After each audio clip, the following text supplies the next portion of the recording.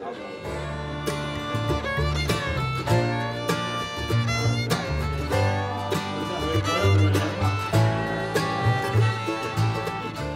name is Eric Anders, UFC middleweight, former linebacker at the University of Alabama. I was there from 2006 to 2009.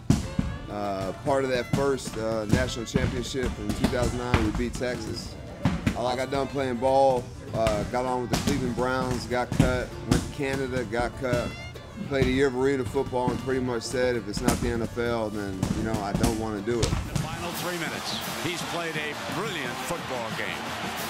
I already had a son back here in Alabama, so I came back home and did the 9-to-5 thing for a while, and just found myself being like unsatisfied with life. Just living my life on repeat. It was like the movie Groundhog's Day. Every day was the same thing. Wake up, go to work, eat, come home, blah blah blah, sleep, eat, go back to work. So I wanted something. I'm an athlete. I'm a competitor. Like when football, when that door shut, a lot of people would have been like, man, whatever, it's over with. I'll just be, work out, lift some weights, do whatever, be a personal trainer, go get a job. But I just understood that I'm never going to be happy doing that. So maybe not necessarily making it to the UFC, but stepping out on that tree limb to see if fighting was for me. I was still young. I think I was like 24. And man, I walked into a gym, met UFC fighter. He wasn't in the UFC. Walt Harris wasn't in the UFC then, but he was well on the way, and that was my first experience with MMA. And I walk into the gym, not this gym. We train in another gym down the street where they don't, train very intelligently. So I walk into the gym. The coach asked me, he's like, "Hey, can you fight?" And being a guy, a young guy, I was like, "Hell yeah, I can fight."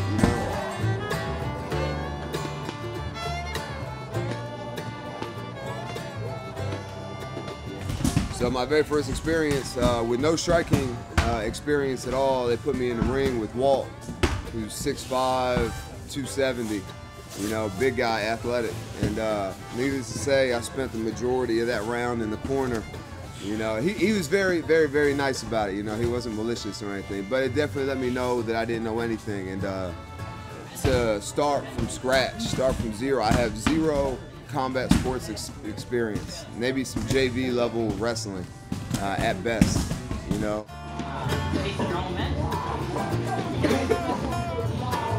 I think sometimes fighters get a little big for their britches. At least it's what happened to me.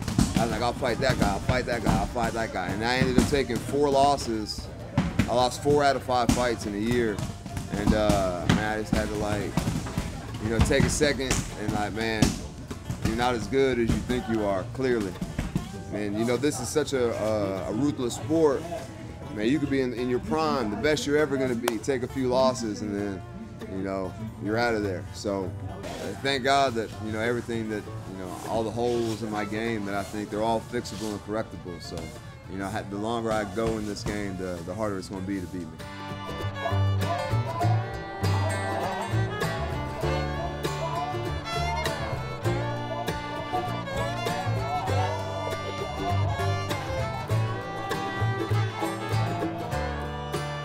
It doesn't feel good to get hit in the face. It doesn't feel good to lose. It doesn't feel good to get kicked.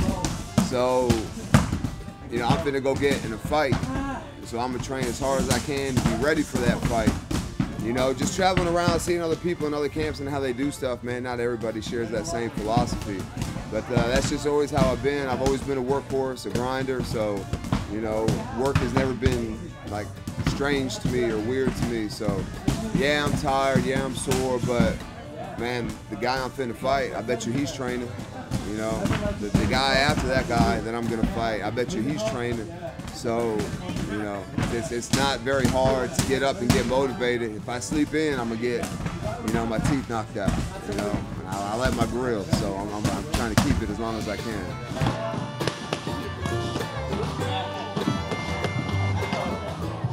There is no half-assing this stuff. It's like I said, you're gonna get hurt. You can train as hard as you can all the time, blah, blah, blah, do everything right, and still get messed up. So my thing is, when I tell the younger guys, man, you wanna put yourself in the best possible situation to win a fight, You know, because even if you put yourself in that best possible position, man, you're playing with 4-ounce gloves. So even if the dude closes his eyes and chucks one over the top, man, if your conditioning isn't right, maybe you're tired, maybe your hands are low, he's gonna catch you. So, man, you just can't leave any stone unturned, and man, you have to be dedicated and, you know, be married to the game. All right, get your leg down, hip pipe. There's nothing more frustrating than, you know, playing a team sport, football, soccer, baseball, whatever. And you do everything you're supposed to do. You run all your sprints, you lift all your weights, you know, you do all the things that you're supposed to do. And then somebody misses a tackle, or somebody fumbles the ball, throws an interception. There's just too much of what everybody else is doing that affects the outcome of the game. This is a very lonely sport, man. If you win, you're on top of the world. I would relate fighting to being more like a kicker, man. You hit that game winner, man, everybody loves you. You're on people's shoulders. You know, you take that loss, you know, phone's dry. You know, no one's really caring. No one wants to talk to you after the fight. So, man, I was just kind of floating around, floating through life with like really no direction, and then I found MMA, and I was like, okay, this is what I want to do, but I wasn't making any money, so I had to work. So literally all day from like 5 in the morning, I would get up, work out, train, go to work. I would sleep on the couch at work for my lunch break, work the rest of the day, then not even go home, go straight to the gym, train, spar some more, and I wouldn't get home until 10, 11 at night. You know, I was living in a shitty apartment right up the road here, and man, it's tough being broke and not having anything. And you want to do all these things, like you want to go travel here, you want to do this, you want to do that, but you can't. And man, the struggle was real for your boy. And man, it was just like a constant grind. And you know, I didn't have any money. You know, I had just enough money to pay my bills, if that. And man, I had a son, so I just had so much stuff going on. I was trying to figure it out. I met my wife when I was like 27, 28. You know, she was kind of the catalyst. You know, she was telling me, you know, you're not a spring chicken, and you're not so young anymore. You know, you should. She just saw how hard I was working. She's like, why don't you quit your job and just work and train at the gym? And I was like, I got a car note, I got a kid, I got this, I was just finding excuses, and she was just like, you have the rest of your life to work. Give it 2 years, and if it doesn't work, you know, you can go, you know, do whatever. So I was like, okay.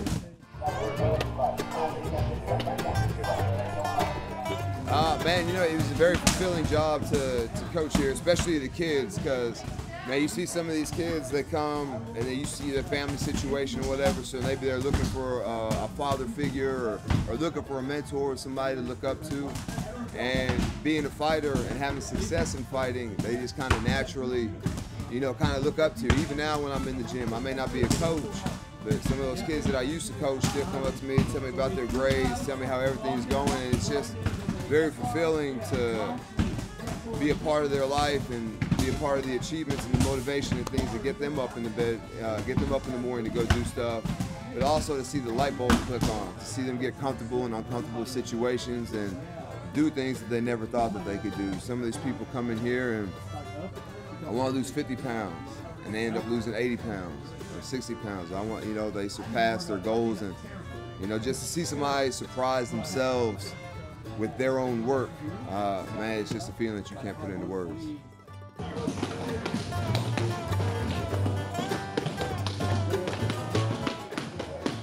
Man, I think I did everything the right way. You know, there are some mistakes, like, you know, but nothing like detrimental to my health, or, you know, I didn't kill anybody. You know, I didn't, you know, do a lot of stuff that would harm somebody. So yeah, like, you have to stumble, I think, because that's how you learn, right? Don't touch the stove is hot. Okay, Mom, you go touch the stove. Oh shit, the stove is really hot, kind of thing. So, man, I think I needed all those learning experiences, as I call them, mistakes, to be where I'm at today. So, you know, I always worked harder than everybody. I always trained harder than everybody. If he's faster than me, if he's stronger than me, if he's bigger than me, just be there in the third round. The third round is always mine.